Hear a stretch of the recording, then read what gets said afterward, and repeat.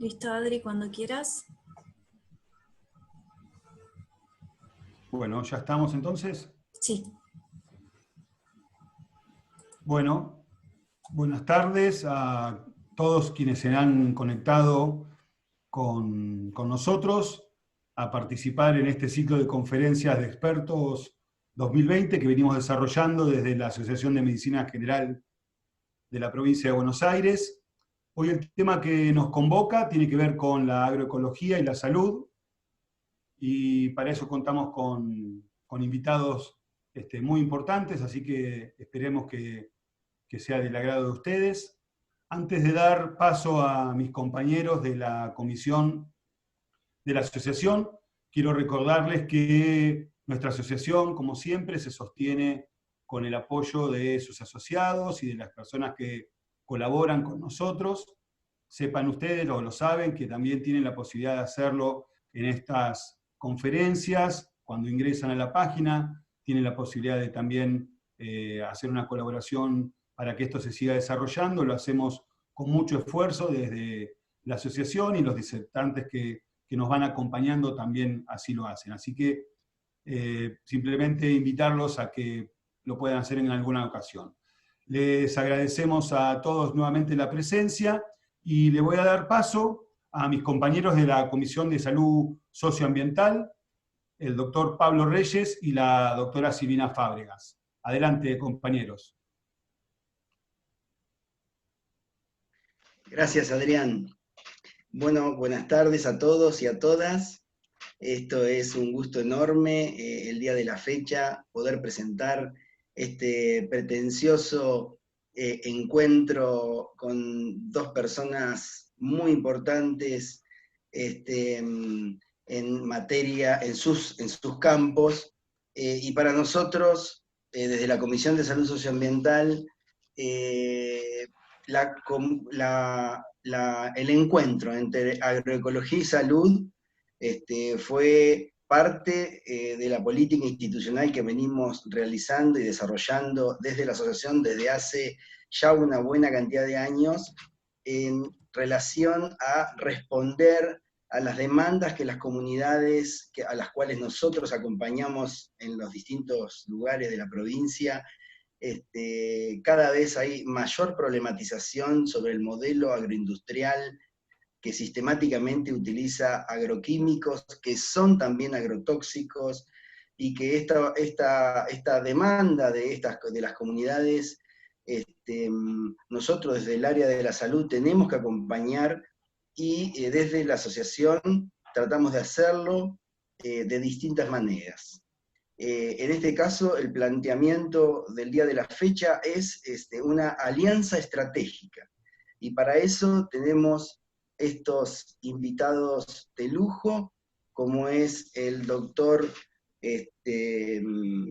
Medardo Ávila Vázquez, es reconocido profesional, pediatra, neonatólogo, es coordinador de la Red de Médicos de Pueblos Fumigados, REDUAS, que tiene una actividad muy importante en cuanto al compromiso de la salud con esta problemática, y también es docente de la Facultad de Medicina de Córdoba. Por otro lado, tenemos en segundo término, nos va a compartir su ponencia Eduardo Cerdá, ingeniero agrónomo, es referente nacional e internacional, podríamos decir tranquilamente, en agroecología, es presidente de la Red Nacional de Municipios y Comunidades que Fomentan la Agroecología, RENAMA, y hoy nos visitan para compartirnos esta alianza, de qué se trata esta alianza estratégica. Así que bueno, les damos paso directamente a ellos. La idea es que tengan una ponencia de unos 20 minutos, y que utilicemos el chat para ir realizándole preguntas a medida que nos interese formular algunas cuestiones. Podemos utilizar el chat, y posteriormente vamos a tratar de responder estas preguntas. Así que bueno, sin más, y muy agradecidos por vuestra presencia, adelante entonces, Medardo. Gracias, Pablo. Gracias por sobre todo, ¿no? Gracias por la invitación a participar de esta mesa. Y lo felicito por la iniciativa, muy buena, muy necesaria. Tenemos que seguir con este tipo de actividades y dándole elementos a los colegas, a los compañeros, a los equipos de salud, para que puedan acompañar a los grupos de vecinos que están reclamando en todo el país, en todos los pueblos fumigados de la Argentina, para que los dejen de fumigar, para que se respeten su derecho a la vida y a la salud, como corresponde en este conflicto que tenemos instalado en la Argentina entre el modelo productivo y la salud, que hoy en el marco de esta pandemia se queda más claro como hay conflictos muy explícitos entre la producción, entre la economía, como está organizada nuestra sociedad, y la salud y la vida, que muchas veces, o la mayoría de las veces, es puesta en un segundo plano. Antes de entrar al tema en particular, no puedo dejar de hacer una mención a todos los colegas que están trabajando en los centros de salud, en los hospitales, en el marco de esta pandemia, y recordar a todos los colegas, enfermeros, camilleros, secretarias de los hospitales y médicos que han muerto ya, ¿no? Que son muchos y que vamos a seguir muriendo. Eso es lamentable y no puedo dejar de recordarlos porque esta es una actividad que trata sobre salud y en este momento está sumamente tensionado nuestro sistema de salud y lo que la están aguantando es el equipo humano de trabajo. Bueno, yo voy a compartir algunas imágenes para tratar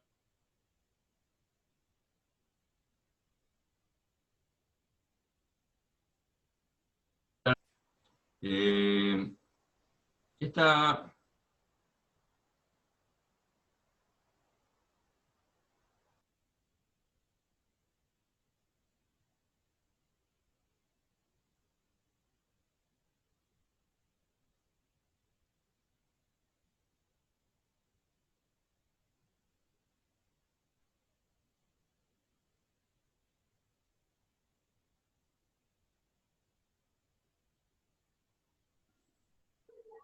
Puede ser que se haya desconectado Medardo, es probable. Había tenido algunas dificultades para ingresar. Ahí está. se me clavo. Ahí está. A ver si podemos resolver de nuevo. Algo pasó, como dicen. Cumple con las leyes de Murphy. Sí, sí, sí. Ahí está. Yo lo único que quería era... Esto se vea grande. Si no, lo haremos así. Si no, podemos ampliarla. Bueno. El problema en nuestro país es que este sistema productivo que tenemos, basado en semillas transgénicas y en el uso de agrotóxicos, no cumplió una de las principales premisas de su producto, de la gente que lo promovía, ¿no? Que era de que con las semillas transgénicas se iban a usar menos agrotóxicos, y esto no ha sido así. Eso fue un error, una falacia ecológica terrible de los ingenieros de Monsanto, y en vez de que explotara la venta de las semillas transgénicas, lo que explotó fue el uso de agrotóxicos, porque la naturaleza se va acomodando, se va adaptando a la continua exposición a venenos, tanto para plantas, tanto para insectos. Entonces cada vez necesitan más, y la realidad es esta, la de este cuadro, que la Argentina hoy está consumiendo más de 500 millones de litros, cuando hace 20 años consumíamos 50 millones de litros. O sea, realmente es impresionante cómo aumentó el uso de agrotóxicos, y lo que no aumentó realmente fue, aumentó el 50% solamente la superficie cultivada, pero lo que realmente aumentó fue la cantidad de agrotóxicos por hectárea. De todos los agrotóxicos, el 75% se usa en las plantaciones de soja y maíz transgénico. Estos son cuadros y datos de las cámaras de venta de agrotóxicos, lo que ellos venden en blanco, que cobran impuestos. O sea, no sabemos lo que entra de contrabando ni lo que se comercializa en negro. Pero básicamente el 75% es soja y maíz transgénico y algo de algodón. Después sigue el trigo y los otros cultivos. Medardo, Sí.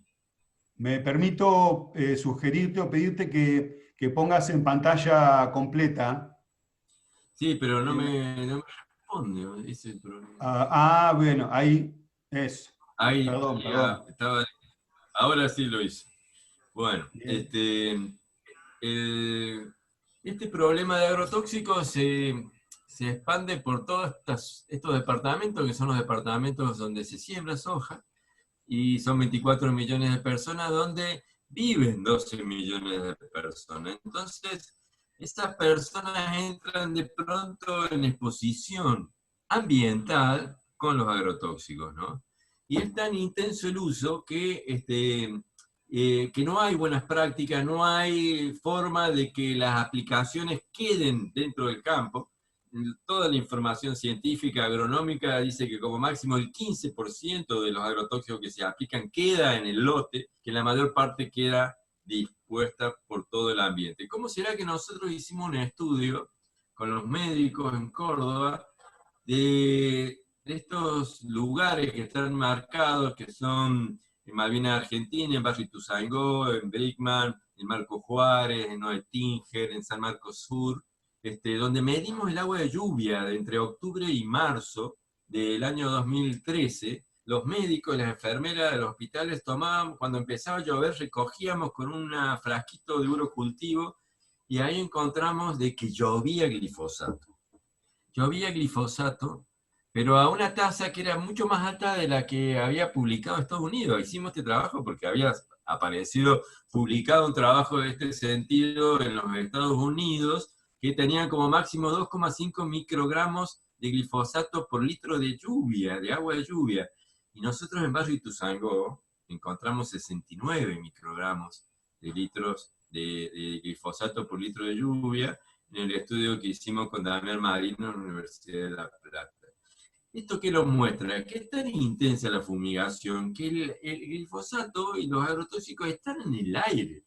Están en el aire y cuando llueve, la lluvia al caer arrastra todas las moléculas que están en el aire y después de 15 milímetros de lluvia ya no recogíamos más. Las muestras nos daban negativo, no había más, porque se habían limpiado la atmósfera hasta que volvieran a fumigar en la zona y se volviera a contaminar. O sea, a eso estamos expuestos los que vivimos en esta zona, en los pueblos fumigados. Esto es Montemaíz.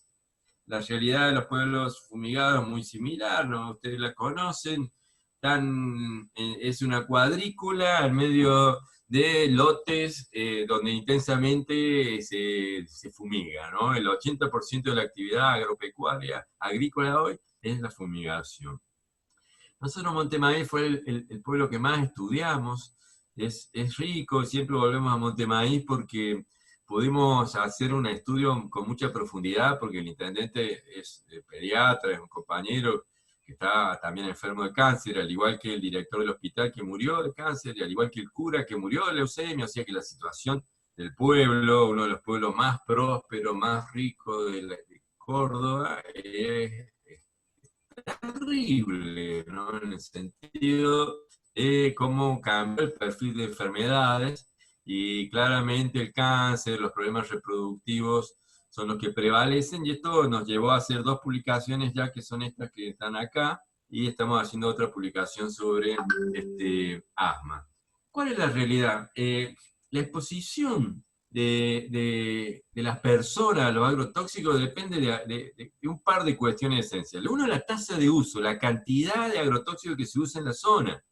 Nosotros podemos calcular la cantidad de agrotóxicos que se usan, porque como ser entrevistando a los agrónomos, a los aplicadores, a los productores en el trabajo de Montemaíz, pudimos confirmar de que ellos utilizan 15 litros por hectárea por año de distintos agrotóxicos, ¿no? Y que sabíamos que la zona de Montemaíz comprende 65.000 hectáreas, donde se siembran soja y maíz en 20.000 y en invierno 15.000 trigo. Entonces pudimos sacar la cantidad de agrotóxicos que se usa en esa zona y dividirla por la población, y nos daba estos números: 121 litros de agrotóxicos por persona por año. Esa es la carga de exposición que tenía la población de Monte Maíz. De glifosato solo eran 80, o sea, eran 120 de todos los pesticidas y 80 de glifosato. Cuando en todo el país, en el año 2014, cuando hicimos este trabajo, la carga de pesticidas era de 9,7 litros para todos los argentinos. Hoy la carga para los argentinos, mejor dicho, el año pasado era de 11 litros. Y la carga de glifosato para todos los argentinos, independientemente de dónde vivan, como carga potencial de exposición, es de 7 litros. Pero en Monte Maíz la carga es real. ¿Saben por qué es real? Porque en todos estos galponcitos que están pintados acá en el plano de la ciudad, están los depósitos de agrotóxicos.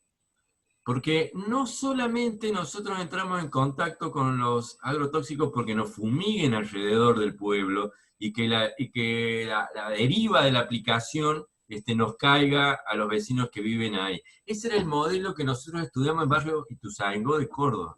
Fue uno de los primeros modelos que estudiamos. Pero resulta que barrio Ituzaingó no es un pueblo sojero, no es un barrio sojero, es un barrio de población baja de Córdoba, de empleados de la fábrica o empleadas domésticas, que no tienen nada que ver con el campo. Entonces ellos vivían en el borde de donde terminaba la ciudad y recibían la lluvia, la deriva de las aplicaciones. Pero dentro del barrio no existía ningún depósito de agrotóxicos, no circulaban los mosquitos.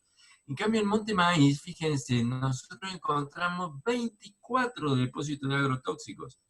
Y nosotros le preguntamos al intendente si los tenía registrados. Tenía 4 depósitos registrados de la municipalidad, que eran los que me comercializaban. Los otros 20 eran de productores que atrás de su casa tenía un galpón lleno de bidones, ¿no? Esta es la realidad de Monte Maíz, ¿no? Que es igual en muchos pueblos. Los agrotóxicos se guardan en el pueblo. Los mosquitos circulan, van y vienen del pueblo. En el pueblo se los guarda, en el pueblo se los carga y van al campo a fumigar un lote, trabajan todo el día, vuelven al pueblo, mañana vuelven a salir del pueblo. El pueblo es la base de operaciones. Entonces nosotros no solamente estudiamos esto, sino que hicimos mediciones químicas. Es como ser, en este sitio que está acá, en la vereda de un depósito de agrotóxico, encontramos las mayores cantidades de glifosato. Como si en el depósito del sitio 8 había 3.800 micras de glifosato en el suelo, en la tierra, por kilo de tierra. Cuando en un campo de maíz, que es este campo que está acá en las afueras, había 48, creo, ¿no? ¿Cuánto había? Perdón. Había 41.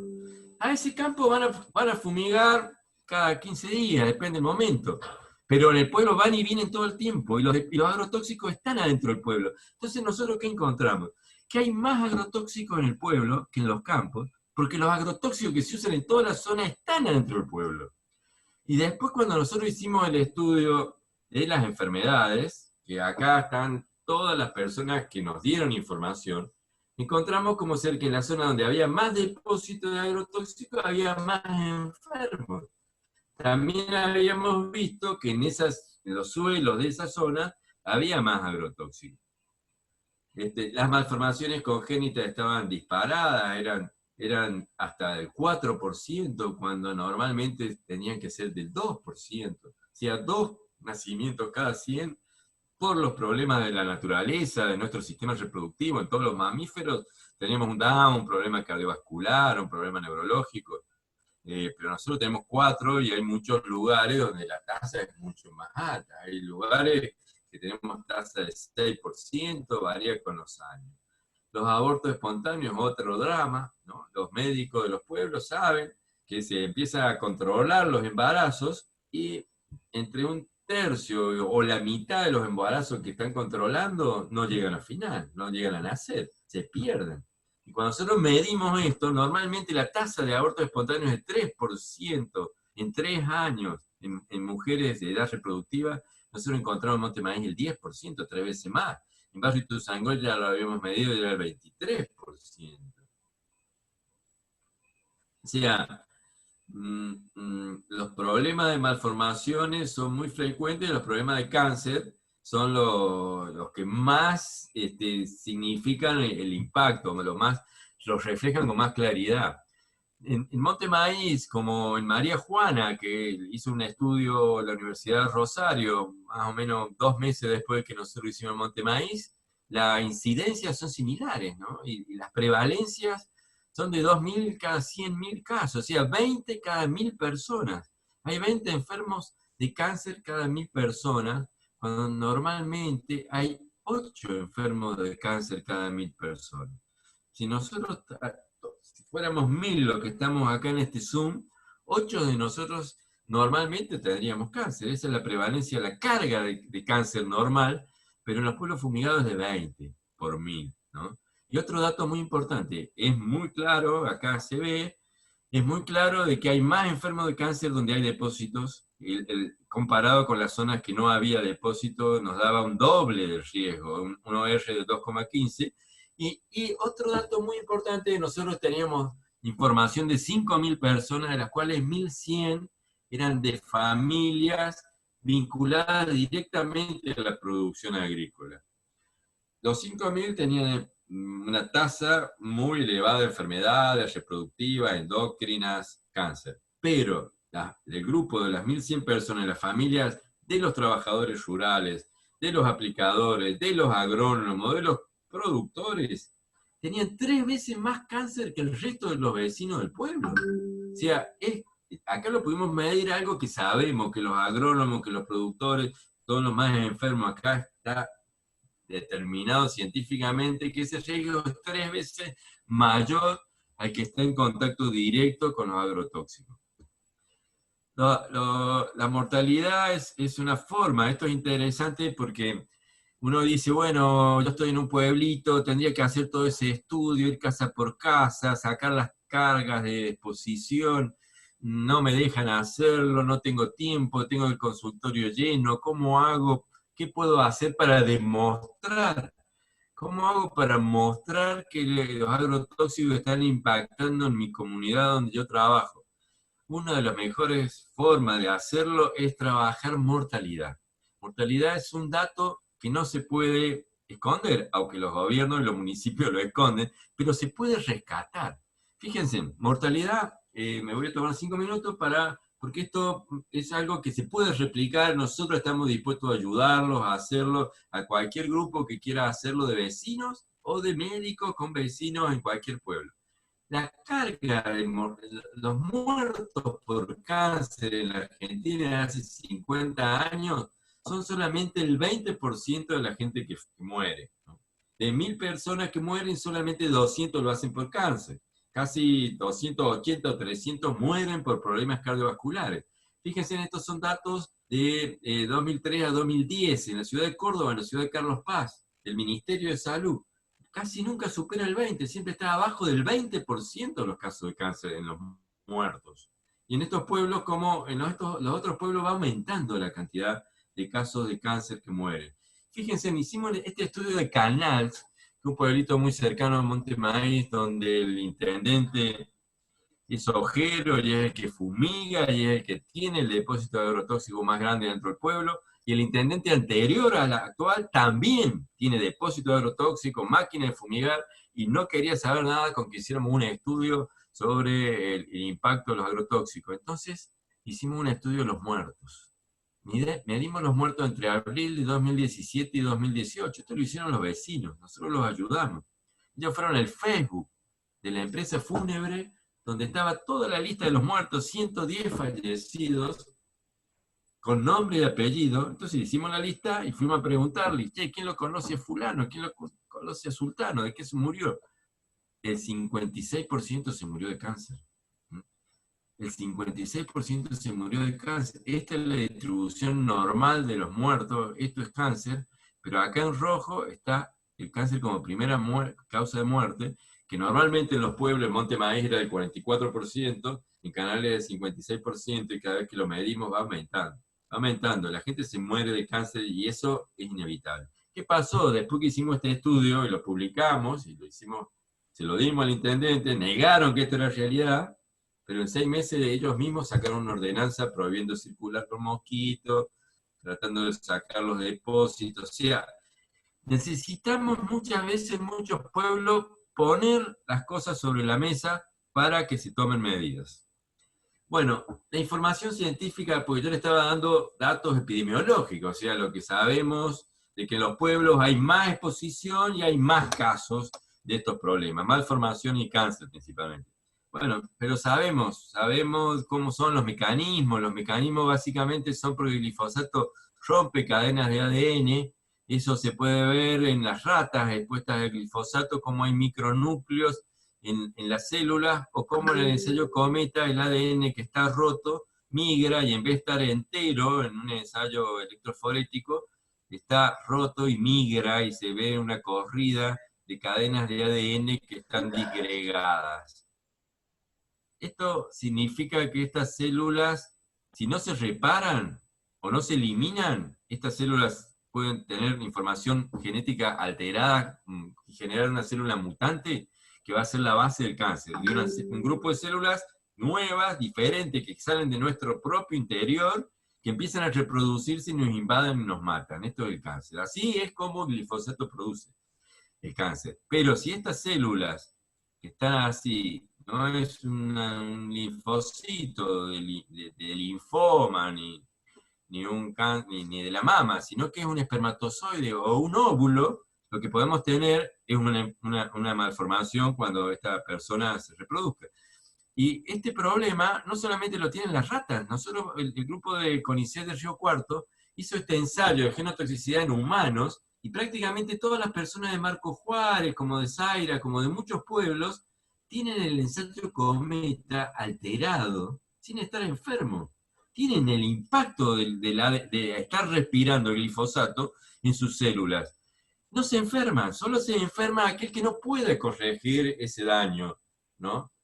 Y es el que se enferma, que es un porcentaje mínimo, pero todos están en riesgo. Y el año que viene, y este daño desaparece cuando pasa la etapa de fumigación y se va mejorando y desapareciendo, y que cuando en septiembre o octubre empiezan a fumigar sistemáticamente y con mayor intensidad, las personas vuelven a tener estas pruebas alteradas.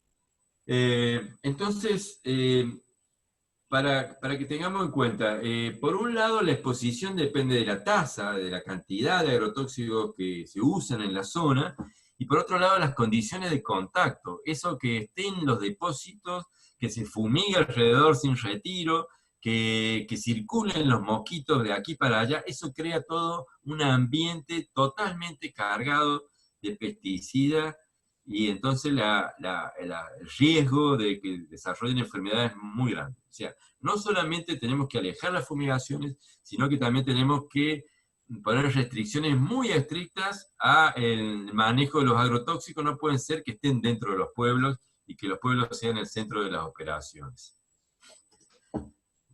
Últimas informaciones son de recopilación científica. Esto es British Medical Journal, un trabajo muy grande de 29.000 niños, donde se demostró que la exposición a glifosato y clorpirifos, que son los principales agrotóxicos que nosotros tenemos, induce autismo en los niños, ¿no? Cuando la madre está expuesta antes que nazcan, como si después la exposición continúa después del nacimiento, las tasas llegan a ser, el riesgo llega a ser 4 veces mayor. Esto se los traigo porque ustedes saben de que tenemos un aumento del autismo y sus distintos grados, ¿no? O sea, chicos que no pueden alcanzar su objetivo de desarrollo intelectual porque son más atrasados en las escuelas. Nosotros, cuando íbamos a los colegios, cuando éramos chicos, en 30 chicos teníamos 2 o 3 que eran más lentos, ¿no? Que eran los que había que ayudar, había que pasarle datos en las pruebas y qué sé yo, pero ahora encontramos en los pueblos del interior que las maestras tienen que de 30 alumnos tienen 10 chicos que tienen problemas graves para avanzar en las cuestiones elementales de los grados. ¿no? O sea, hay retrasos y está vinculado a esto. Y este es otro trabajo muy interesante que quiero mostrarles para que vean que no es solamente viri de estudios epidemiológicos hechos en California, sino este es un estudio de neurotoxicología, donde se cultivaron neuronas en presencia de glifosato, y se demostró que las neuronas en su crecimiento, esto es lo normal, una neurona tiene que crecer, pero las neuronas, nosotros tenemos 85.000 millones de neuronas en nuestro cerebro, pero tienen que estar interconectadas entre sí. Lo más importante es las conexiones que se establecen entre ellas. Fíjense en esta cantidad de ramificaciones que tienen las dendritas de la axón, y fíjense en esta que estuvo expuesta al glifosato en la misma época, en el mismo tiempo, ¿no? Esto está publicado. El glifosato produce este daño en el crecimiento de las neuronas. Bueno, para ir terminando, aparte de la propuesta de que dejen de fumigar, que se tomen medidas locales para disminuir la exposición, que es lo que venimos bregando de hace 10 años o más, y que hemos logrado más de 400 pueblos ya que tienen ordenanza en ese sentido, y que hay que vigilar que se cumplan. También estamos trabajando en una propuesta de reducción de uso de agrotóxicos a nivel nacional. Sí, una política, una propuesta, porque hay países que han podido desarrollar iniciativas que han reducido el uso de agrotóxicos. No es una desgracia inevitable que todos los años vamos a ir consumiendo más agrotóxicos. Podemos, si el Estado se compromete, podemos mantener la producción, como nos va a demostrar Eduardo en la charla después, y podemos reducir los agrotóxicos. Necesitamos que el Estado se comprometa, y necesitamos que desde salud exijamos que el Estado cambie este modelo, porque podemos producir sin agrotóxicos. Lo han hecho. Dinamarca eliminó totalmente los agrotóxicos en su país, Bélgica y Holanda prácticamente lo está acabando, Francia tiene programas muy estrictos con metas de reducción de agrotóxicos, redujo un 40% el uso de agrotóxicos en los últimos 10 años, en cambio nosotros lo aumentamos más del 500%.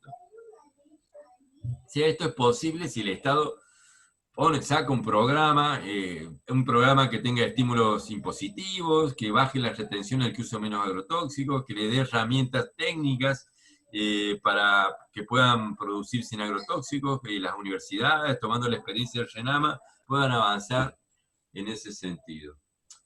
Bueno, este es nuestro equipo en Monte Maíz, y antes de terminar, quiero decirles que, bueno, hay que estar muy atentos, porque está Felipe Solá en el gobierno, como estuvo en el 96, y estaban planteando una propuesta de multiplicar macrogranjas de cerdos en la Argentina, para que ya no le vendamos tanta soja a los chinos, sino que le mandemos la carne, ya pasemos la soja del maíz sobre todo a producir carne porcina, pero con el modelo del agronegocio, con el modelo concentrado, con el modelo de las grandes empresas, ¿no? Con macrogranja, que son ciudades de porcinos que nos van a contaminar y que va a ser una verdadera desgracia. Y esto, si bien se habla de hacerlo en las provincias más retrasadas, pero los empresarios del agronegocio están en Buenos Aires, en Santa Fe y en Córdoba, y sabemos que están trabajando para avanzar en este proyecto de macrogranjas porcinas, así que bueno, se los dejo como un tema para que en otro Zoom lo profundicemos y avancemos. Les agradezco la participación, la invitación, y vemos cómo podemos seguir después con las preguntas y con los comentarios que nos va a hacer Eduardo ahora, y vamos a aprender un montón de agronomía. Gracias.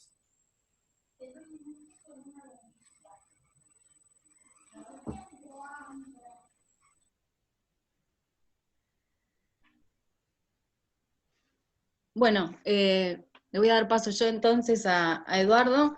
Primero agradecer la presencia de todas y todos, hay un montón de compañeras, está Patricia Viña haciendo comentarios, que es una referente nuestra en la Federación Argentina de Medicina General, Quique, está el doctor Prasilio también con nosotros, hay un montón de lo que estamos viendo, gente de un montón de lugares conectados, y para nosotros es mucha alegría poder compartir, a pesar de todo esto que acaba de comentar Medardo, que para nosotros es muy importante, el aporte científico y los estudios epidemiológicos, que para quienes trabajamos en el sector de salud y vemos a las comunidades y sus afectaciones, siempre ayuda para poder ir al frente en esta situación. Pero también, luego del camino y de avanzar de hace muchos años, detectando esto en las distintas comunidades, que como bien dijo Medardo, puede ser diferente la exposición según qué tipo de producción haya en el lugar en el que vivimos y trabajamos, necesitábamos en ese camino construir soluciones y alternativas de trabajo conjunto, y por eso es que planteamos esta alianza estratégica entre salud y agroecología como una mirada de esperanza y de construcción colectiva de una solución a un cambio en el perfil de morbimortalidad que tiene la comunidad y que va a tener y se va a seguir generando si es que no tenemos un cambio en el modelo productivo. Así que bueno, le doy el paso a Eduardo, que nos va a compartir su experiencia absolutamente vasta y rica de tantos años de trayectoria. Hola, ¿qué tal? Buenas tardes a todas y a todos. Un gusto compartir nuevamente con la Asociación de Médicos Generalistas de Buenos Aires. Ya llevamos unos añitos compartiendo y bueno, de alguna manera, como decía Silvina, esta alianza muy importante entre todos los sectores, ¿no? Tenemos que trabajar en una red bien amplia para, de alguna manera, evitar en todo lo posible todo este tipo de propuestas o esta forma de producir que realmente nos ha traído mucho problema, ¿no? Así que les agradezco y es muy importante que sigamos trabajando juntos. Así que voy a compartir la pantalla y voy a ir comentando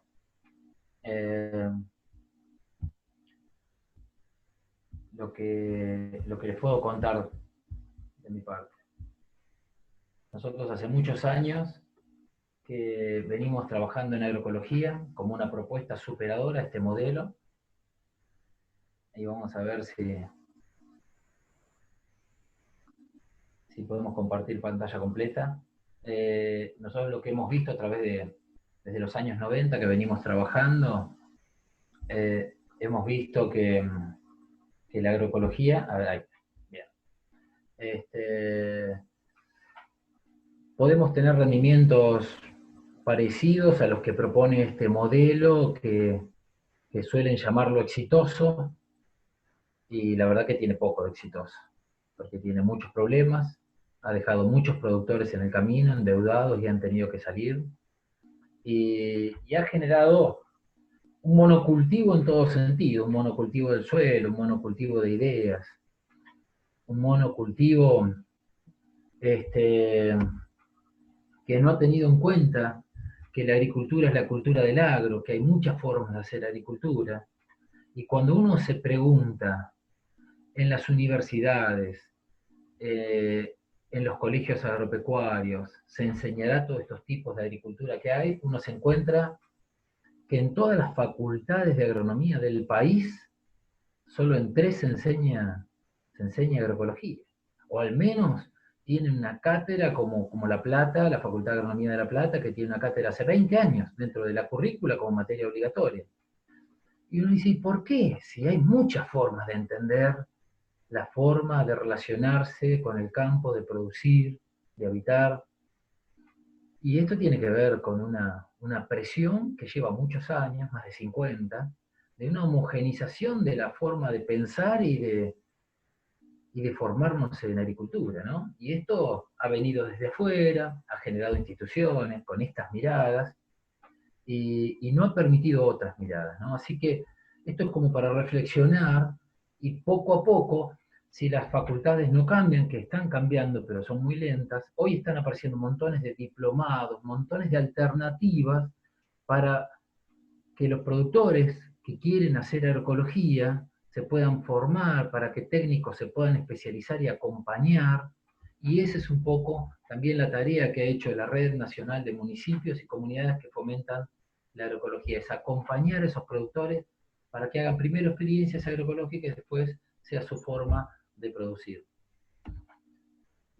Hay muchos mitos, como esto de que esta agricultura es exitosa, y uno de los mitos es que sin agroquímicos no se puede, que siempre vamos a perder rendimiento, y eso no es así. Hay gente que no sé cómo viene y te dice, no, la agroecología te va a dar un 30% menos. Y uno se queda pensando de dónde salió ese número. Nunca hemos visto un paper, un trabajo científico que diga eso. Sí que son cosas que se van instalando y que las repetimos, o los productores creen que es así y no ven otra alternativa. Y esto tuvimos que primero dar debate porque también otra de las cosas que se decía que la agroecología era para las huertas, para el ProHuerta, que toma la base de la agroecología, para Cuba, para otros países que no tienen superficie, y entonces ahí puede funcionar la agroecología. Pero cuando hablamos de producciones grandes, cuando hablamos de divisas, de exportar, no, ahí hay que importar todo el tiempo agroquímicos que están en dólares y producir algo que nos dicen que es para alimentar a las poblaciones que crecen, que le tenemos que dar de comer. Pero lamentamos decirle que esto no es alimento, porque un alimento que tenga sustancias químicas no se lo puede considerar alimento, por más que nos digan que están dentro de los límites permitidos. Nosotros decimos que no queremos tener en nuestros cuerpos sustancias tóxicas, no importa que sea un poquito. ¿Y quién me dice la acumulación? Cuando voy consumiendo a diario, que hoy casi todos los productos tienen sustancias transgénicas, y si tienen maíz o soja transgénico, si no está aclarado que es un producto agroecológico, orgánico, seguro que tiene glifosato o tiene sustancias producidas de las transgénicas. Entonces, un poco para que nos llevemos una idea por qué decimos que este modelo fracasó, este modelo químico, industrial, fuertemente transgénico, ¿no? Que nos hace creer que el intercambiar genes, casi una cuestión de creernos Dios, ese cambio va a suceder como creemos que lo hacemos. No es así. Se cambia un gen y se arma un lío bárbaro, se arma un lío de combinatorias que ha hecho que maíces pierdan ciertas proteínas, que sumen otras que pueden ser alergénicas, antinutricionales. Y una de las cosas, siempre están hablando de rendimientos y nunca de calidad.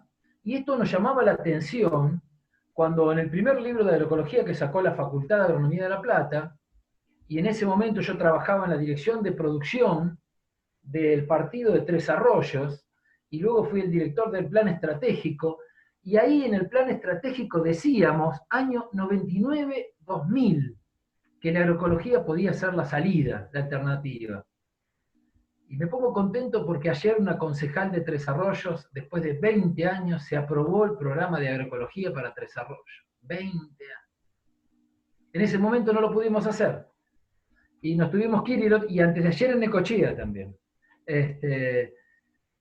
No lo pudimos hacer a pesar de que los productores veían esto. Y miren lo que veíamos ahí en Tres Arroyos. Que producir una hectárea de trigo a un productor le costaba $100. Ahí estábamos escribiendo este trabajo y veíamos que habían pasado 10 años y esto se había duplicado.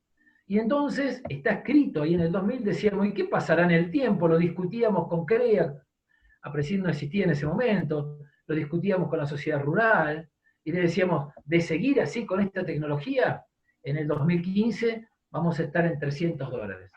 Llegó el 2015 y estábamos en $400. Y eso, uno dirá, bueno, ¿qué tiene que ver? Y lo que tiene que ver es que gastábamos $100 y producíamos 2.500, 3.000 kilos. Si ahora gastamos $400, tendría que estar en un rendimiento para estar iguales que en el 90 en 10.000 kilos. Y miren lo que dicen las revistas técnicas. El promedio de los últimos 5 años es de 3.900 kilos. Entonces, invertimos, arriesgamos, les pagamos 4 veces más para sacar ni el doble. ¿Quién está haciendo el negocio? Y como vino el monocultivo de las ideas, nos fuimos hacia los márgenes, atrás de La Plata, entendiendo cuál era el cultivo que daba más margen, y fíjense acá en los años 70, 71, ni se hacía soja.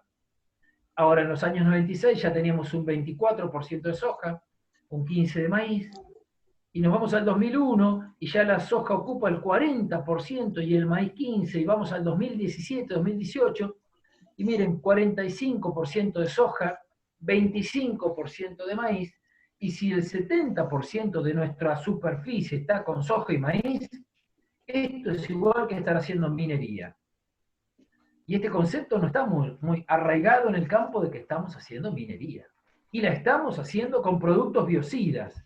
Y estamos contaminando, como decía Medardo, el agua, el aire, los suelos. Y que yo sepa, en el artículo 41 de la Constitución nos dice que debemos garantizar que los bienes comunes no estén contaminados. Y la ley del ambiente nos dice que se debe promover y cuidar nuestros bienes comunes. Por lo tanto, una forma de producir que no cuide los bienes comunes está haciendo una práctica que es ilegal. Y se sabe que es ilegal. O sea, hacelo de cualquier manera, pero no contamines. Si contaminás, estás incurriendo en una ilegalidad. Es más, debiera haber estudios de impacto ambiental para una actividad que está generando una forma de hacer. No es todas, es una forma. Y vienen estas cuestiones, presiones sobre el gobierno, es decir, no nos dan los costos, no podemos producir más, porque en la mayoría de los lugares no cubrimos los costos. No cubrimos los costos con una forma de hacer agricultura, donde está basada en agroquímicos que son importados a valor dólar. Bueno, ahora hace poco se sacó un poquito de la tasa de importación para ayudar a que se pueda consumir más. Y como decía Medardo, en vez de pensar en un programa de disminución del uso de agroquímicos. Y por otro lado, el INTA nos dice que se ha perdido la capacidad de los suelos, la fertilidad del 30 al 50% del país. ¿Y qué hacemos? ¿Seguimos así? Y por otro lado, como esta forma de hacer agricultura emparentada con Dios, que quiere cambiar los genes y que saca herbicidas para matar todo, no se dan cuenta que la naturaleza funciona distinto. Y entonces, en el año 95, no había ninguna maleza resistente al glifosato y empieza a aparecer una planta que, ¿saben una cosa? Si miran la característica nutricional del Amaranthus, tiene, para una clasificación que tiene FAO, de 0 a 100 en calidad alimenticia, el amaranto está en 80 y la soja está en 40. ¿Cuál es el yuyo? ¿Será la soja o será el amaranto? Es uno de los granos de los incas. Y nosotros acá es un gran yuyo. Increíble lo que nos pasa. Y bueno, en el término de estos años tenemos ya 40 malezas resistentes a 4 grupos de herbicida. ¿Y la propuesta cuál es? En vez del 48% de glifosato, te lo vendo al 65%. En vez de 1 litro usa 2, usa 3, usarlo varias veces, mezclarlo con 2,4-D, mezclarlo con dicamba, mezclarlo, hacer cócteles, y después nos vienen a hablar de dosis letales medias. ¿De qué? ¿De los principios activos? Solos. ¿Y qué pasa cuando están combinados? ¿Y qué pasa cuando tienen coadyuvantes? ¿Es igual? No es igual. Y acá lo que mostraba Medardo, el consumo, cómo aumentó, no se duplicó la superficie y quintuplicamos, pasamos de 30 millones en los 90 a 500. Y entonces nosotros decimos, bueno, ¿qué hacemos? Seguimos aumentando. ¿Dónde paramos? Vamos a ponerle un punto. ¿700 millones? ¿1000 millones? Y bueno, por eso la importancia de seguir trabajando por un plan de disminución del uso de agroquímicos. En algún momento se va a entender, todo llega. Si no será en la otra vida que lo podremos lograr. La aplicación de este modelo ha tenido importantes consecuencias. Menciono algunos. Severos problemas ambientales y sociales. No ha sido aplicable a la mayoría de los agricultores. Y son alimentos que no alimentan y con sustancias tóxicas encima. Sepan que la mayoría de los alimentos, de los productos que hacemos en el campo, hoy están disminuidos en un 50% en hierro, magnesio, cobre. Porque ¿qué hicieron? Aumentaron el rendimiento. ¿Y qué hicieron las plantas? Bajaron los minerales. Y por eso es que ahora ya no tienen gusto, no tienen olor, no tienen sabor, y eso está en relación directa a los minerales. Y para que tengamos una idea en qué situación estamos, miren, el 70% de la población se alimentó y se está alimentando de la agricultura familiar. Ahora, lo increíble es que esta agricultura usa el 25% de la tierra y del agua y el 10% de los combustibles.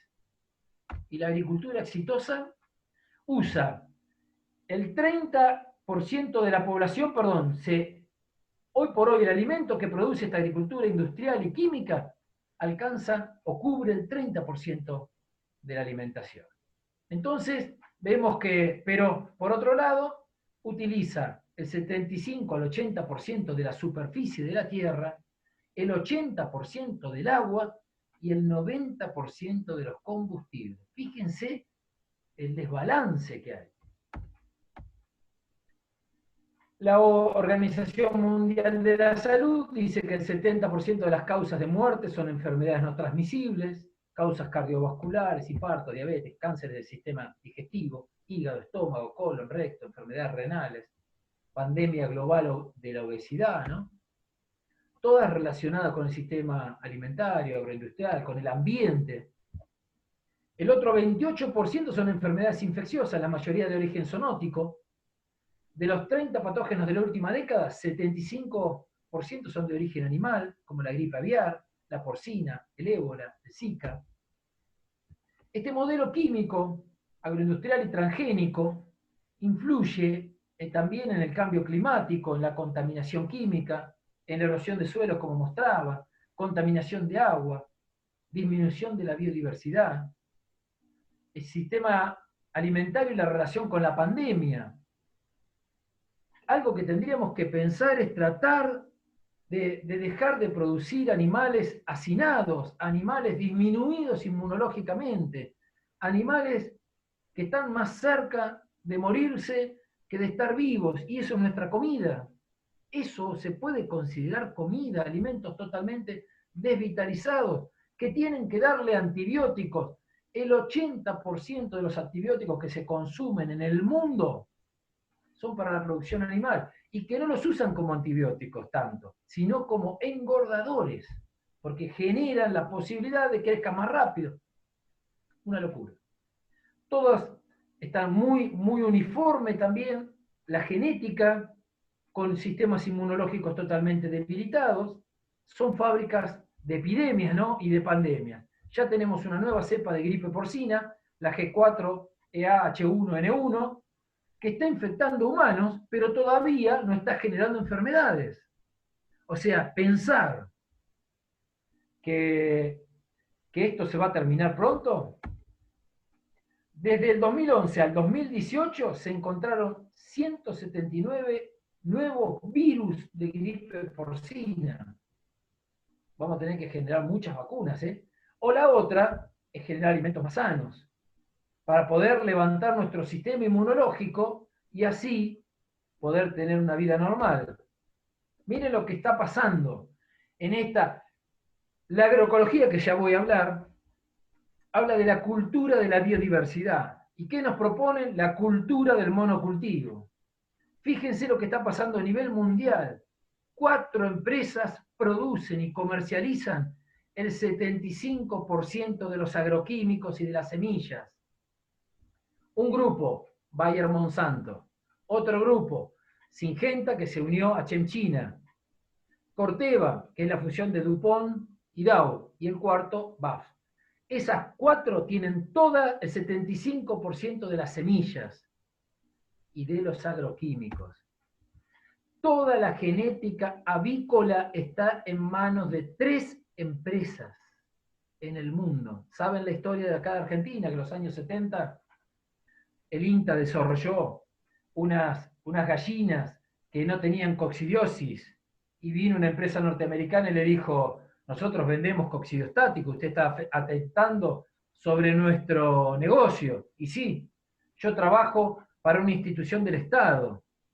Bueno, no va a poder trabajar más, y lo echaron. Y a cada lugar donde iba, hablaban para que no les den trabajo porque era una persona peligrosa. La mitad de toda la genética porcina en manos de 3 empresas. La mitad de la genética china. ¿De dónde van a venir los cerdos? ¿Vamos a generar ya tan rápido tantos cerdos? Bueno, 3 cabañas tienen la mitad de la genética. 7 empresas de granos controlan todo el mercado cerealero: Cargill, Cofco, ADM, Bunge, Wilmar, Dreyfus, Glencore. Todo el mercado. Y ahora se están poniendo a producir carne. Y sabemos la importancia que tienen los virus y las bacterias para nuestro microbioma, ¿no? Y todo lo que tiene que ver con la ecoevolución. Sin embargo, sacamos maíces que generan sustancias tóxicas. Y bueno, el glifosato no solo que es un quelante que nos deja sin minerales, sino que también es antibiótico, pero que no controla ni Clostridium ni Salmonella. Entonces nos va afectando todo el tiempo nuestra microbiota. Recién me llegaba un aviso que McDonald's, ya no se preocupen, está sacando una hamburguesa que cuida la microbiota. Qué increíble eso, ¿eh? No llegué a ponerlo porque recién salió un ratito y... Ahora miren lo que está pasando. 5 empresas de maquinarias tienen todas las máquinas. ¿Y qué nos dicen que tenemos que hacer? Agricultura de precisión. Y por lo tanto, ahora esas 4 empresas de agroquímicos y semillas se están uniendo a Facebook, a Amazon, a Google, para hacer inteligencia artificial. Microsoft, esas 4 de Estados Unidos, 3 de China, y estas 7 empresas tienen el 75% del mercado, y ya están comprando supermercados en América del Sur. Microsoft y Huawei están digitalizando fincas y colocando chips en las vacas para saber todo lo que estamos haciendo. Tengan en cuenta que estas grandes nubes que nos hacen pensar que es una nube, son grandes edificios donde está todo lo que hacemos. Quiero comentarles que Amazon es el segundo consumidor de energía de Norteamérica. Miren la cantidad de energía que tienen que usar para, por supuesto, tener toda la actividad de todos los animales, de todo lo que hacemos. De nuevo, la concentración. Y entonces, se le pide a los gobiernos que den más internet para que haya 5G, que ya está visto que tiene montones de problemas, pero no es para que nosotros un archivo, un correo, en vez de que tarde 1 minuto, a nosotros no nos va a cambiar que tarde 2 minutos. Es para poder hacer correr todos estos sistemas altamente de vigilancia, que van a ser uno de estos días, que la heladera te diga qué tenés que comprar, y si le das el enter, te lo va a pedir en el supermercado y va a venir un dron y te lo va a traer. Esto, como todo pasa tan rápido, quizás lo tenemos muy cerquita, ¿no?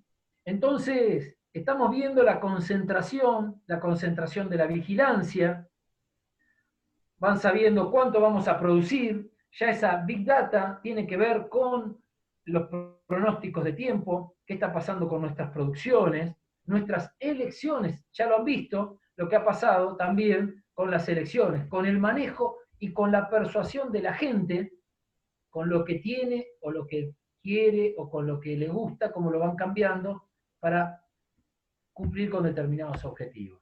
Entonces, por un lado, tenemos que entender que hay que salir de este paradigma basado en la sustancia, en los fertilizantes, en los agroquímicos, porque eso es un paradigma viejo, es un paradigma newtoniano de 300, 400 años atrás. Hoy la física, con la teoría de la relatividad, con la teoría de la cuántica, nos demuestra que la vida, que no era necesario ir a tantas teorías para darnos cuenta que la vida es la energía.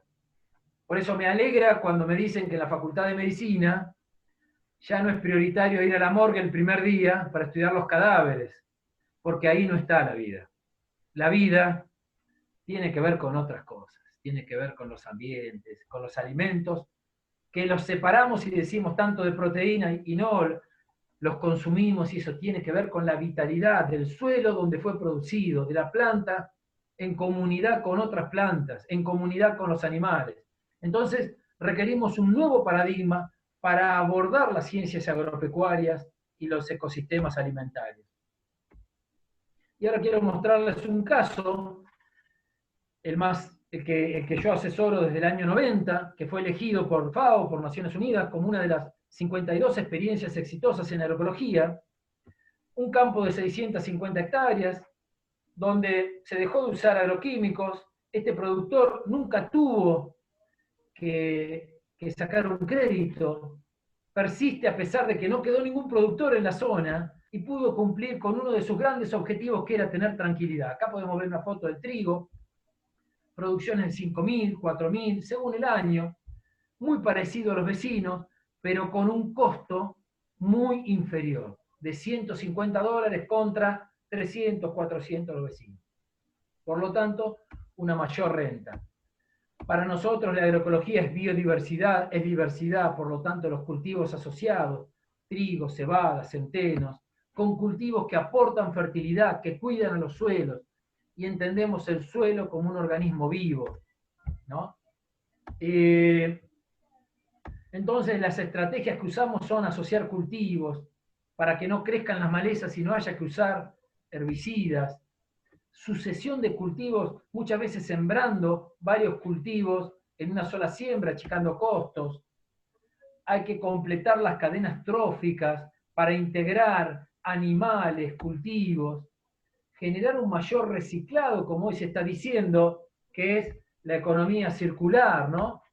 Promover las relaciones entre componentes. En este nuevo paradigma, el todo es mucho más que la suma de las partes. Entonces, mirar un solo margen es un error. Y esto tiene que ver con la mirada de sistemas, el enfoque holístico, lo multidimensional, donde el todo es más que la suma de las partes. Entonces es necesaria esa visión sistémica, holística, recuperar la empatía con el establecimiento. Los productores nos dicen, vuelvo mucho más contento al campo, veo los animales, estoy tranquilo, no tengo créditos.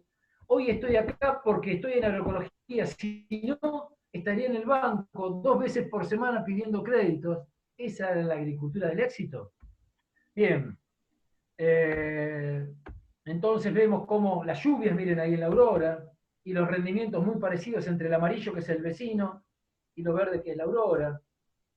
Y vemos cómo la producción de carne ha ido aumentando, y cómo el uso de energía bajó y se mantiene sostenido. Esto es un campo de 650 hectáreas. Lo comparamos, y esto es una tesis doctoral, 3 campos que tienen una lógica agroecológica con 3 empresariales de alrededor de 1.000 hectáreas en la zona, para demostrar que no es un problema de escala, y el uso de energía era la mitad con respecto a lo que utilizaban estos modelos empresariales químicos, y cuando medimos todo lo que entraba y todo lo que salía, a ver si eran más eficientes, vimos que no. Y cuando comparamos con un feedlot ahí de la zona de Tandil, con 50.000 animales, totalmente ineficiente. Por cada caloría que gastaba, no producía ni una caloría, producía 0,3. Entonces, ¿de qué estamos hablando? ¿Estamos hablando de alimentos o estamos hablando de una imposibilidad de trascender en el tiempo porque estamos agotando los recursos, contaminando, y eso no es alimento?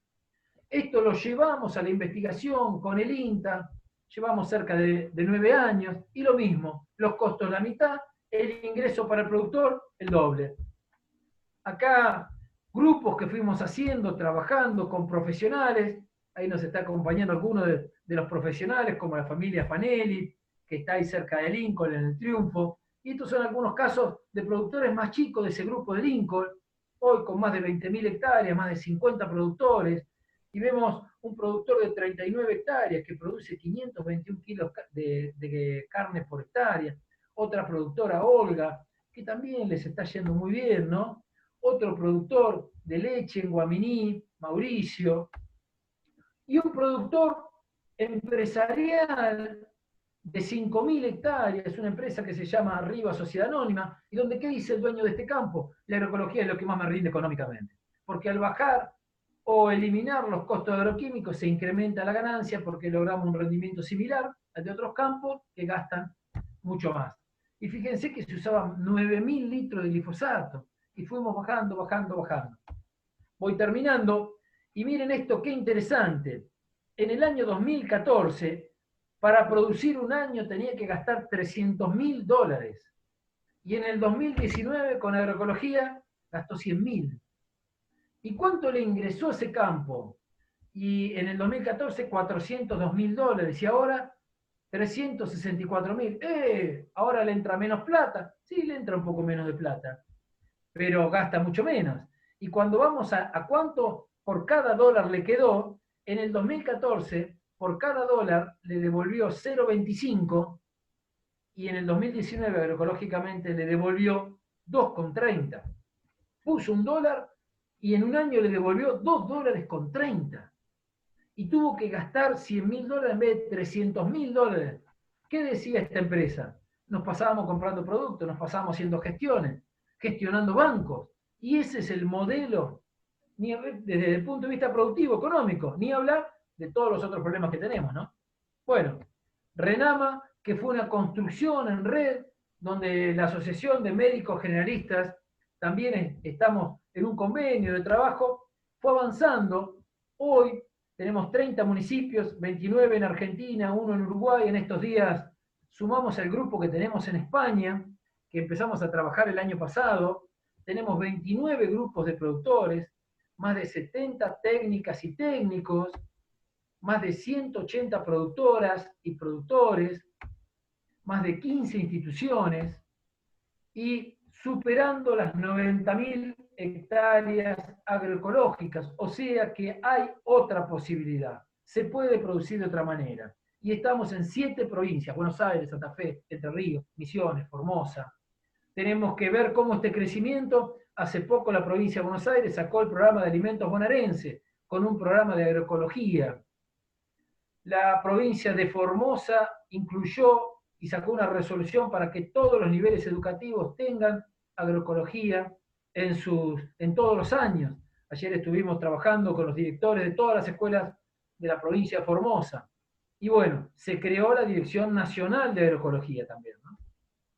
Y ahí tenemos en Provincia de Buenos Aires los municipios adheridos, en Entre Ríos, Gualeguaychú, en San Luis Merlo, en Santa Fe, en Córdoba, en Uruguay, y instituciones como el EMISA, la CALISA, la Asociación Argentina de Biodinámica, todas las instituciones, 3 universidades, ahora se va a sumar la Universidad de San Luis, la Universidad de los Comechingones. ¿Y qué estamos haciendo con el Ministerio de Desarrollo Social ahora? Acercando máquinas para poder pasteurizar leche en pequeños tambos, leche agroecológica, leche que ya está aprobado por SENASA y por el Código Alimentario, que va sin homogenizarse, una leche de mayor calidad, porque no rompemos los glóbulos de grasa, que van a ir a un precio de 40 pesos que se está vendiendo a 70, con una mayor ganancia para el productor, para familias de productores, y ya hicimos y pusimos en marcha más de 10 molinos, y ahora estamos intentando también avanzar con más molinos para tener harinas. Estamos avanzando con algunos productores que están haciendo gallinas a pasto, que van produciendo huevos, con la idea de tener carne de cercanía, productos, alimentos de cercanía, frescos para las comunidades. Porque esto que nos demostró la pandemia, que no teníamos soberanía alimentaria, que si los pueblos se cerraban, cosas que nunca habíamos visto, no teníamos alimentos. Y esto es algo que nos debe preocupar. Si no tenemos frutas, verduras, harinas, huevos, en las mismas comunidades, ¿de qué sirve que generemos exportaciones, divisas, que se lleven nuestros nutrientes, que nos traigan todo el tiempo agroquímicos y que tengamos que pagar cifras millonarias en salud? Y que a su vez no tengamos presupuesto para cubrir estas pandemias y todos estos problemas. Voy terminando. Avanzan los municipios, ahí en mayo de 2019, se generan granjas integrales de agroecología, grupos de productores que visitan a otros para ver sus experiencias. Hacemos semanas de la agroecología, donde han participado también de la Asociación de Médicos Generalistas con charlas. El año pasado fue la 5ª semana. Y bueno, les quiero agradecer, y no sé si me pasé de tiempo o no, pero muchísimas gracias y estamos a disposición en las preguntas, y ojalá podamos seguir incorporando más municipios. Tenemos pedido de más de 30 municipios para que entusiasmar al Estado en sus menores unidades, como son los municipios, a las provincias, a la nación, y si no es así, porque a lo mejor políticamente no nos acompañan las situaciones, es muy importante que tejamos redes entre los ciudadanos y hagamos masa crítica para defender qué tipo de modelo productivo queremos. Si es este, falso exitoso, o si queremos un modelo, lo podemos discutir, que nos conviene a todos los argentinos. Ojalá que la Dirección Nacional de Agroecología en sus acciones primarias tiene generar un plan participativo de discusión de modelo de producción. Ojalá que podamos transmitir todas estas ideas y decidir cómo queremos nuestros próximos años. Les agradezco muchísimo la invitación y un gusto siempre. Bueno, muchísimas gracias, me adelanto y te doy las gracias, estuvo muy buena, brillante la exposición y el cierre, bueno, buenísimo. Acá justamente nos preguntaban, que un poco diste la introducción a lo que es la Dirección de Agroecología, qué objetivos te planteas para la gestión y cómo se fomentará la agroecología para la agricultura familiar. No sé si querés ahí ampliar un poco, Eduardo. Bueno, en este momento y con este gobierno, la Secretaría de Agricultura Familiar vuelve a tener una impronta mayor como la había tenido antes, y en la última gestión se había desmantelado bastante. Sabemos que la Secretaría de Agricultura Familiar fue la que tuvo más despidos, y cómo se desarmó toda esa estructura de apoyo que había para el pequeño productor. El gobierno hoy entiende que la agroecología es fundamental para la agricultura familiar, pero entiende algo más, que la agroecología es muy importante como cambio de modelo paradigma. Por eso es que está la Secretaría de Agricultura Familiar, que trabaja en agroecología, pero se creó esta Dirección Nacional de Agroecología dentro de la Secretaría de Alimentos, y con un rango mayor que el que tenía previsto, que es una dirección nacional. Lógicamente estaría en un tercer rango, ministro, secretaría, y acá no depende de una subsecretaría, sino directamente de esta dirección nacional. Ahora falta el último paso, que es designar al director. Por ahora me han participado desde febrero a que iba a ser el director.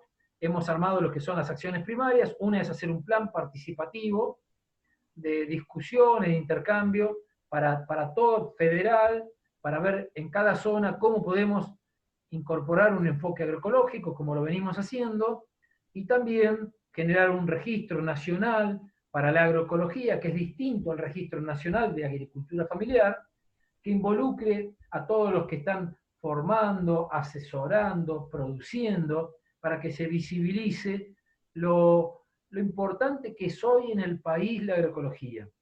En realidad el Estado reconoce todo lo que se está haciendo en agroecología y hay una intención de acompañar esos procesos. Lo importante ha sido la creación de la Dirección Nacional de Agroecología, y si podemos estar con RENAMA, con todos los productores y con mucho más que tenemos relación, hacer este proceso, bienvenido, lo trataremos de hacer lo mejor posible, pero creo que, como siempre decimos, es paso a paso, de a poco, y es un cambio. Un cambio de paradigma no se da en una gestión, un cambio de paradigma lleva varias generaciones. Entonces, para la agroecología es importante trabajar la ansiedad, y creo que es algo que también todos tenemos que saber cultivar, porque la naturaleza nos dice un poco eso. ¿Qué le pasa a esta agricultura? Quiere poner términos industriales a algo que es natural. Querer hacer crecer un pollo a un ritmo que no lo puede hacer el pollo ni lo puede hacer el cerdo, y por eso se enferman, se estresan. ¿Queremos eso para enfermarnos todos o queremos otro modelo?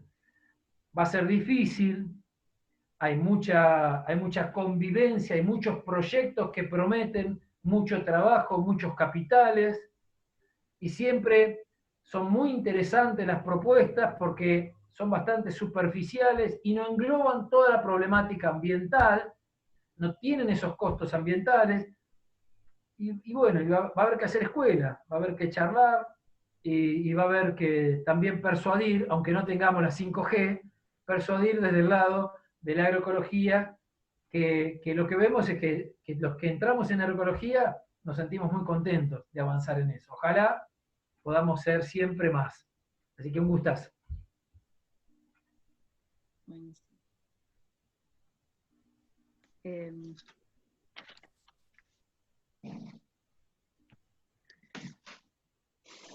está? Bueno, voy a poner algunas de las preguntas que fui rescatando. No sé si alguno más quiere hacer alguna pregunta que haga en el chat. Algunos preguntaban, Medardo, ¿qué tipos de cáncer? Si podías ampliar, ¿qué tipos de cáncer son los que más has visto en los estudios que han hecho en las comunidades? Sí. Con respecto al tipo de cáncer, lo que vemos en realidad es que están aumentados, muy aumentados, los cánceres que son los más frecuentes, ¿no? Cáncer de mama, de colon, de pulmón, son los que se disparan, ¿no? Después aparecen otros tipos de cáncer que no son muy frecuentes y que se ponen con mucha presencia en la zona fumigada, como es el cáncer de páncreas. Es llamativo cómo se multiplica, aparte del cáncer de tiroides, se ha disparado en todo el país, más en las zonas agrícolas. Cáncer del estómago, que son muy raros y se encuentran muy frecuentemente. Las leucemias y los linfomas también son muy frecuentes, los mielomas múltiples, pero no hay como un cáncer típico. Los estudios epidemiológicos buscan que un químico en particular genere un tipo de cáncer en particular. Y así como es el sesgo que tiene el estudio de salud agrícola en Estados Unidos, que es un estudio masivo sobre más de 120.000 productores, granjeros. Los farmers no se llaman granjeros como los productores, como lo llamamos acá, que no sé por qué el agronegocio convirtió a los granjeros, a los campesinos, a los agricultores los convirtió en productores, ¿no? O sea, de pronto, de enfermedades, me parece, muchas veces. Pero el estudio agrícola de Estados Unidos hace un seguimiento de 120.000 granjeros, farmers, y cómo usan agrotóxicos y los cánceres que sufren. Ahí aparece como ser el linfoma de Hodgkin, los mielomas vinculados al glifosato, pero es difícil demostrar que existe una relación directa porque está mezclado con otros productos y hay momentos del año que usa uno, momentos del año que usa otro. Lo que está claro es que los agrotóxicos producen daño sobre el ADN, induciendo la generación de células malignas. Entonces, todo depende de cada uno, de su carga genética y su situación ambiental, incluso en las malformaciones, las malformaciones que están disparadas, que son triplicadas con respecto a lo normal, tampoco hay solo un grupo de malformaciones que sea la más frecuente.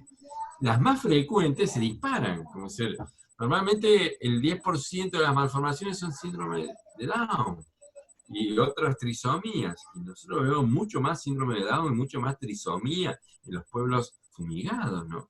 Esto es porque genéticamente hay lugares débiles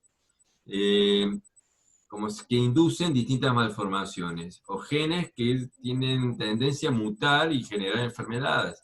Y bueno, esas en algún momento, por razones particulares o que no podemos determinar, son las que desencadenan las malformaciones o los cánceres, ¿no?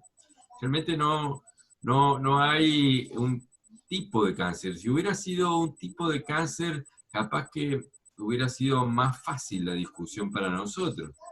Pero en general se dispara todo. Los estudios que tiene el Ministerio de Nación de Salud, que tenía estudios hechos y que recién en la última parte del gobierno de Cristina hicieron público esos estudios, mostraba con claridad cómo en los departamentos que hay más hectáreas cultivadas, había más muertos de cáncer en varones en todos los cánceres, y en mujeres había más muertos de cáncer por cáncer de mama, que prácticamente es el 60% del cáncer de las mujeres.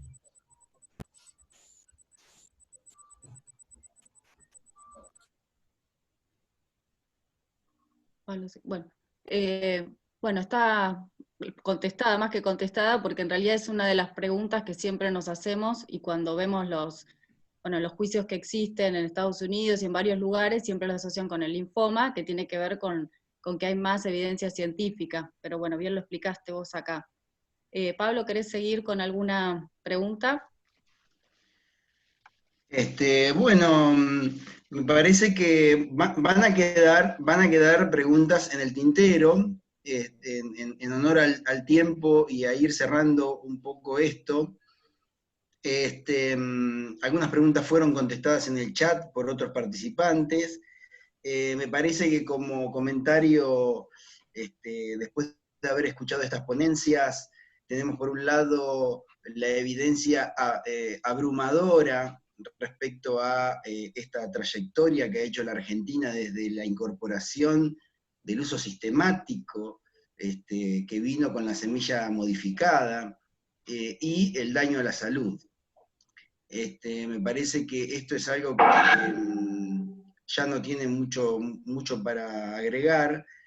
Por otro lado, por parte de Eduardo Cerdá queda claro que la agroecología es opción, no es opción para una huertita, sino también para las grandes extensiones. Y lo que tenemos que nosotros tener en mente, que acá tenemos a las comunidades,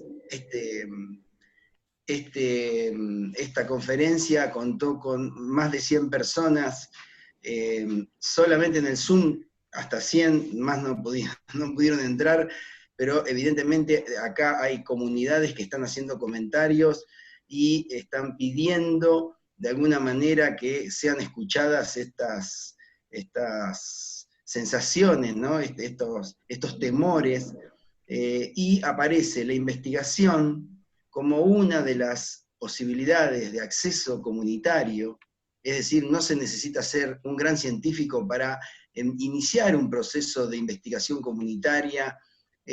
Con el apoyo de Reduas, Medardo ha invitado a las comunidades que quieran investigar qué es lo que está pasando. Estudios de mortalidad no son tan complicados, como también la Asociación de Medicina General tiene hecho estos puentes, y entonces tenemos que identificar a la investigación como una herramienta de visibilización y de lucha, lucha por la salud. Hasta que no estuvieron estos datos, seguíamos pensando que la agroecología era utopía, y ahora entendemos que la agroecología es opción en un contexto de un mundo sobrecalentado, de un mundo que necesita un cambio de paradigma en la mirada y en las acciones. Entonces la agroecología no la tenemos que ver solamente como algo productivo. Nosotros desde el sector salud no tenemos que fomentar la agroecología pensando en que se van a usar menos químicos, sino que, o no solamente, sino que la propuesta de la agroecología implica un modelo de desarrollo social distinto de la visión economicista pura. Tiene una pata social muy, muy importante, con un campo que vuelve a ser habitado, un campo biodiverso, donde vale la pena ir a respirar aire puro. Las imágenes que teníamos de antes, ¿no? Pero también necesitamos pensar en justicia ecológica.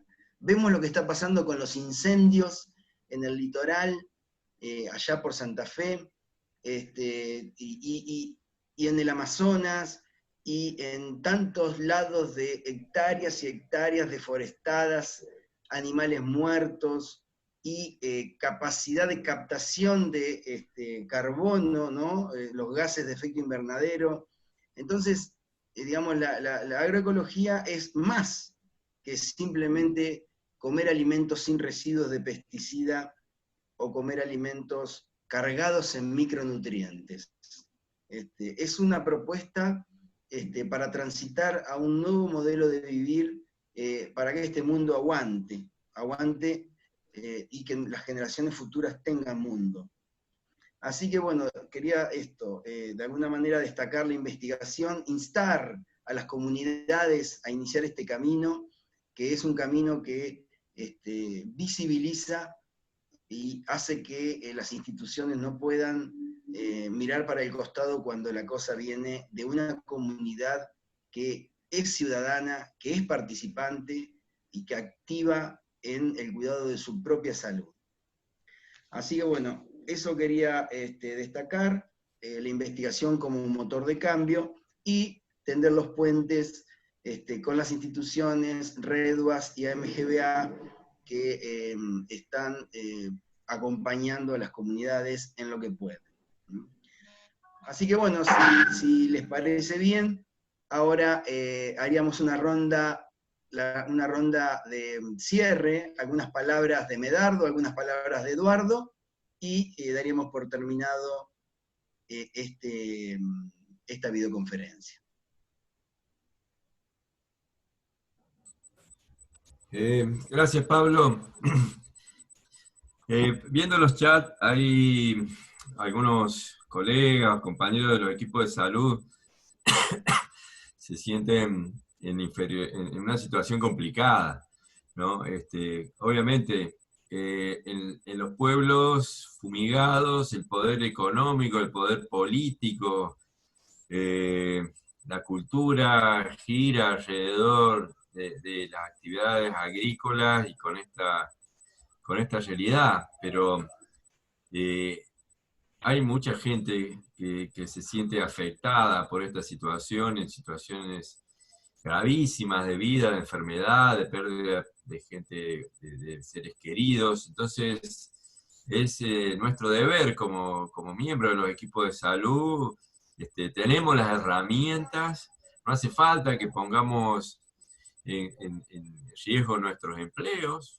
Obviamente siempre va a haber presiones, pero hay que refugiarse en las comunidades, como habla Pablo. Hay que buscar 2 o 3 vecinos, amigos, que empiecen a generar un grupo de autoconvocados que quieren que no los fumiguen más porque sienten que hay muchos enfermos en el pueblo, y van a ver cómo de pronto van a ser un montón de vecinos que los va a cruzar en la calle y que le va a decir, che, a mí me pasó también esto, y yo conozco fulano y sultano, y bueno, y empezamos a organizar una reunión y buscar información, y hacemos material, y hacemos una reunión con el intendente o el jefe comunal exigiéndole medidas, ¿no? Eso es lo que hay que hacer. Lo que nosotros podemos ofrecerles son herramientas, datos que no son propaganda como son los que maneja el agronegocio, que maneja todo mentira y propaganda. Las buenas prácticas agrícolas son una gran mentira. Ellos han movilizado y utilizado esta herramienta de las buenas prácticas agropecuarias para tratar de limitar que los pueblos saquen ordenanzas de 500, 1000 metros de prohibir las fumigaciones, y nos dan una franjita de 100 metros pedófilos.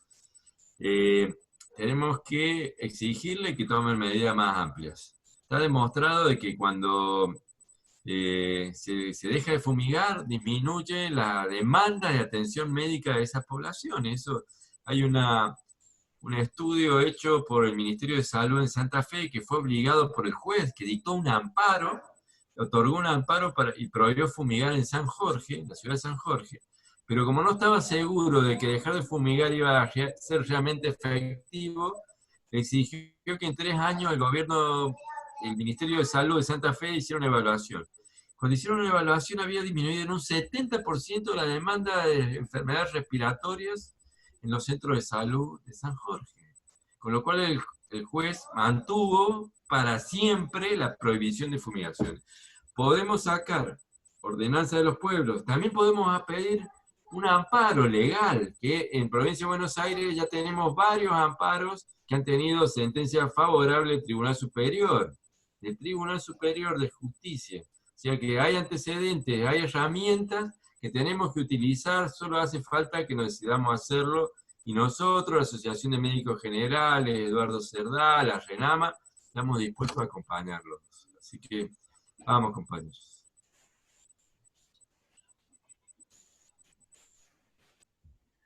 Bueno, y el tema es muy amplio. Yo veía ahí en el chat que por ahí muchos mencionaban, por supuesto, la urgencia de no ser fumigados. También, la verdad que es un tema que va con la vida y va con las nuevas miradas de ordenamiento territorial, como estaba diciendo Medardo. Y las buenas prácticas no solucionan nada, es más, hasta hay un engaño profesional en el hecho de que esas franjas las ponen de acuerdo a la banda del agroquímico. Y si todo lo que dijo Medardo tiene que ver con enfermedades crónicas, resulta que esa banda que dicen que hasta tantos metros no se puede aplicar, después de ahí la banda verde, después... Esa banda habla de la dosis letal media aguda. Y si lo que estamos diciendo es que los problemas son crónicos, ¿dónde está la banda de dosis letal media crónica? Entonces, eso también, nosotros lo estamos incluyendo, lo estamos sugiriendo en RENAMA, y como sea, hay un municipio como Zavalla, en Santa Fe, que aplica, no solo cuando se hace la receta, se aplica un cociente que tiene en cuenta 3 componentes, que es el consumidor, cómo afecta ese producto en el consumidor, cómo afecta en el trabajador, que tiene que manipular con eso, y cómo afecta en el ambiente. Cuántos, se hace como un scoring, cuántos puntos ese agroquímico hace a la fauna benéfica, cuánto dura en las hojas de las plantas, cuánto dura en el suelo, si se lixidia, o sea, si puede pasar al agua o no. Tiene una serie de componentes, y cuando analizamos cómo están haciendo los cultivos en Santa Fe y eso, están sumando 90, 100 puntos, cuando no habría que pasar de 20. Estamos hablando también de propiciar la historia clínica de la parcela. ¿Por qué? Yo puedo ir con una receta que me la prueben y nadie lleva en cuenta si ya pediste 4 recetas para el mismo predio. No es lo mismo una aplicación en un año que 4 en un año. ¿Dónde está eso en las buenas prácticas? ¿Dónde se tiene en cuenta? Entonces, está como muy maquillado todo eso, muy, muy maquillado. Por supuesto que ojalá podamos hacer unas experiencias pilotos, siempre es bueno hacer experiencias pilotos como para ir de a poco masificando todo esto. Estamos en un lindo momento donde se está masificando todo, donde todo está avanzando. Tenemos ya la referencia de lo que pasó en Brasil, cuando hace 20 años, o no, por ahí digo 20 años, pero no es tanto, cuando asumió Lula y puso un ministerio de agroecología y le dio fuerza, y no tenían recursos formados. Y cuando nos decía el ingeniero a cargo, Costa Weber y Caporal, que habían entrevistado a 5.000 ingenieros agrónomos y que les servían 5. No estaban formados. Y entonces estaba toda la intención política, pero no estaban ni los técnicos, ni los productores, ni la sociedad preparada. Nosotros estamos mucho mejor. Tenemos una sociedad argentina de agroecología, tenemos una sociedad científica latinoamericana. El presidente también es el titular de la Cátedra de Agroecología de la Facultad de Agronomía de La Plata. Tenemos más de 15.000 trabajos de investigación. Cuando dicen no es científica, ¿quién lo está diciendo? ¿Desde dónde? Entonces, es importante, como lo está haciendo RENAMA, de demostrar que se puede. Como están haciendo los pueblos fumigados, no nos fumiguen más. Desde los médicos acompañando todas estas problemáticas, haciéndolas visibles. Desde el EMISA, desde grupos de ambiente, diciendo se está perjudicando la matriz ambiental. Y ojalá que podamos acompañar cuando los ministerios, los ministros tienen ganas de restringir, en especial de no más leyes, de hacer cumplir las leyes que están, la ley del ambiente. Pero ahí aparecen amenazas, aparecen cositas más pesadas que, bueno, que hay que acompañar desde todos lados, ¿no? Así que está bueno que formemos redes, que formemos grupos. Como decía Medardo, en cada lugar hay que trabajar por más ferias, por alimentos sanos, por alimentos vivificados, acompañar a los productores. evitar que esos productores también sean fumigados, porque si no, no es posible la agroecología. Es mentira que hay una convivencia entre los dos modelos. Como si uno se abusa y te tira encima los agroquímicos. ¿Cómo se va a convivir? Esto es una pauta mínima de convivencia. Y bueno, son todas cosas que hay que avanzar, ¿no? Pero hay buenas experiencias y me parece que esas nos dan un horizonte hacia dónde podemos ir. Así que, bueno, de mi parte, muchísimas gracias.